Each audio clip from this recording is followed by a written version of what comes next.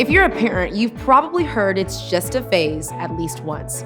And usually the word phase in this sentence means a season or stage your child is in that you look forward to being over. In other words, it's just a phase, but don't worry, it'll soon be over. But what if we viewed each phase of our kids' lives in a different way?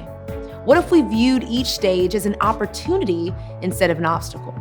That's why we remind parents why every phase matters. Let's start by redefining the word phase. A phase is defined as a time frame in a kid's life when you can leverage distinctive opportunities to influence their future. In other words, it's just a phase, so don't miss it. We're going to spend the next few minutes looking at the elementary school phase. During this phase, you all have a specific role. Your role is to engage their interests. School is a crisis. Your now elementary school kid is adjusting to big changes, whether it's bus rides or lunch lines or new routines. But that stress of change can also be a platform for discovery and growth. The way you answer their questions, listen to their stories, and show up consistently will help them improve their abilities. It's important to keep in mind that an elementary kid thinks like a scientist. The way they process information best is when you give them concrete examples. Don't just talk to them about constellations, take them outside and have them search for the Big Dipper. Leaders, when you're engaging this age in a conversation about faith, be specific about how trusting God looks in real, everyday life. The elementary phase stretches from 5 years old to 5th grade. Let's start with 5-year-olds and 1st graders. The phase when unfiltered words make you laugh, school drop-offs make you cry, and life becomes a stage where your kid shouts, "Look at me!" Kids in this phase are constantly asking, "Do I have your attention?" This probably isn't news to you, but it's critical to understand it's all a part of this phase. You capture their heart when you improve their abilities. Every kid wants to feel like they're good at something, and that's especially true at this age. Piano lessons, soccer practice, math tutors, all of these things motivate and affirm your 5-year-olds and your 1st graders. 2nd and 3rd grade phase, the phase when fairness matters most, differences get noticed, and your enthusiastic kid thinks anything sounds like fun. Kids in this phase are constantly asking the question, do I have what it takes? Maybe for the first time in their lives, your 2nd grader is realizing things about themselves that might be difficult for them to process. You capture their heart when you encourage their efforts.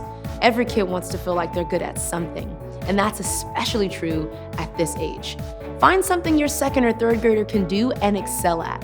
Playing basketball, making cookies, reading on their own, all of these things motivate and affirm your 2nd and 3rd graders. The 4th and 5th grade phase, the phase when friends are best friends, games are for competition, and your confident kid will insist, "I've got this." 4th and 5th graders are constantly asking the same question, do I have friends? Nothing, absolutely nothing matters more to a 4th grader or 5th grader than knowing they have friends. That's why the best way to capture their heart is to develop friendships. During this phase, you will have more access to their lives and relationships than you will have in a few years. Make an effort to get to know their friends, but keep your boundaries healthy. It should come as no surprise, but the elementary phase is motivated by fun. And you coach this motivation when you play on their level. Break out that board game or let them show you the cool new gaming app they've downloaded. Even if it's just a few minutes a day, you're building a framework where fun and one-on-one time are clear priorities. This year, you will provoke discovery, so your child will trust God's character and experience God's family.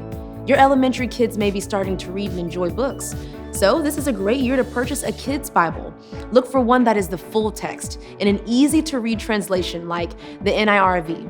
You may need to read it to them for now, but not for long. Continue having other faith conversations as you go about your days together.